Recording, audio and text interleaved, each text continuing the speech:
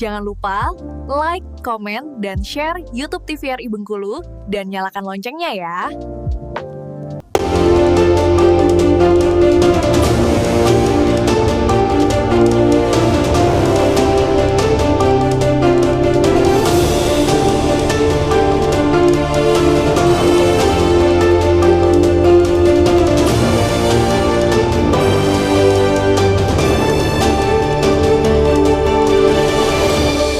Terima kasih Anda kembali menyaksikan Berdo TVRI Bengkulu. Kita kembali ke perbincangan. Tadi tentunya sebagai pelatih yang berhadapan langsung dengan peserta didik ya.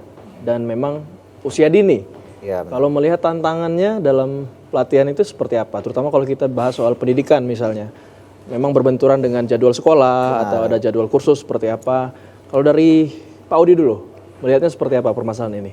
Ya, ini memang menjadi semacam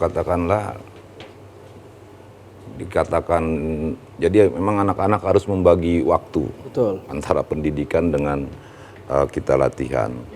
Ya kita hanya coba mensiasati aja bagaimana mungkin kita diberikan mereka latihan tambahan di hari-hari weekend kan, di hari-hari libur. Dan yang pasti kami tanamkan juga bahwa latihan itu suatu kebutuhan, kebutuhan pemain. Karena tanpa latihan tidak mungkin penampilan itu bisa peak lah, bisa di atas gitu. Betul. Jadi memang kalau ada kutipan tidak ada pasukan yang terlatih, tapi yang ada hanyalah pasukan yang terus berlatih. Gitu ya. Nah ini pertanyaan yang sama ke Pak Lukman, kalau melihat permasalahan yang dihadapi oleh pelatih di antara peserta juga pembagian waktu dengan pendidikan atau Pak Lukman memang mungkin melihat ada tantangan-tantangan lain dalam melakukan latihan. Ya, terutama dengan pendidikan. Memang anak-anak usia dini ini memang dekat dengan pendidikan. Yang pertama, kenapa kami pilih jadwal pertandingan ini setelah libur? Karena ke waktu libur anak ini biasanya ada yang jalan-jalan, tour gitu begitu. Nah, setelah itu dengan sekolah ini, karena masalah pertama itu karena kita melaksanakan full day. Sekolah-sekolah itu kan full day. Saya kan sebenarnya pelatih juga tahu kondisi bagaimana keadaan siswa itu membagi waktunya dengan latihan dan belajar di sekolah. Kalau dulu enak kita kalau tidak full day sampai hari Sabtu itu, jadi jam 2 siswanya pulang. Ada 2 jam waktu untuk istirahat. Setelah pukul 4 itu biasanya rata-rata di Bengkulu ini kita latihan sore. Jadi 2 jam dari jam 4 sampai jam 6 itu khusus latihan. Jadi pelatih itu tidak susah membagi waktu. Nah, dan sekarang ini memang untunglah pelatih ini karena biasa di lapangan harus tahu kondisi, ya kan, baik dari motivasi latihannya, motivasi belajar itu semuanya harus dibina anak-anak yang seusia dini gini. Apalagi anak-anak umur SMP ini memang labil kan. Kadang saat kawannya banyak latihan mau ikut latihan. Kalau kawannya lagi down dia ikut down juga. Ya, itulah tugas pelatih memang berat untuk usia dini. Nah, salah satu memang tugas untuk API ini untuk mewadahi hasil latihan anak-anak gitu. Yang jelas untuk membagi waktu latihan dengan belajar ini pelatih lebih sudah terlatih juga. Pelatih yang sudah terlatih, yang biasa melatih, insya Allah tidak ada tantangan sebenarnya. Apalagi siswa itu memang motivasi untuk latihan itu tinggi gitu. Ya, jadi memang harus penekanan disiplin ya. Dan pembagian waktu juga. Nah saya mau kembali ke Pak Audi lagi. Tadi kan kita bicara soal anak-anak usia dini yang mungkin mayoritas adalah Gen Z. Kalau tadi kita bincang di belakang bahwasanya ada pecah fokus karena banyak bermain HP segala macam. Bagaimana menanggapi ini Pak? Pola pembinaannya seperti apa untuk meningkatkan fokus peserta ini untuk terus berlatih? Ya terkadang ya kita pendekatan persuasif aja kan sama anak. Bahwasanya kita sampaikan bahwa ini dari futsal ini bukan kamu hobi futsal, ini bisa menjadi pekerjaan.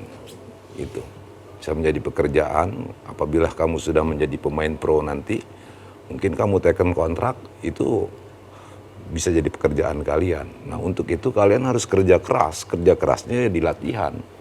Apa yang menjadi kekurangan kita perbaiki. Dan saya selalu sampaikan bahwasanya semua itu tergantung dari pemain, pelatihnya hanya menyampaikan. Ya, ini latihannya ini sesuai dengan bukunya kan? Ya. Sesuai dengan bukunya ini loh, latihan ini.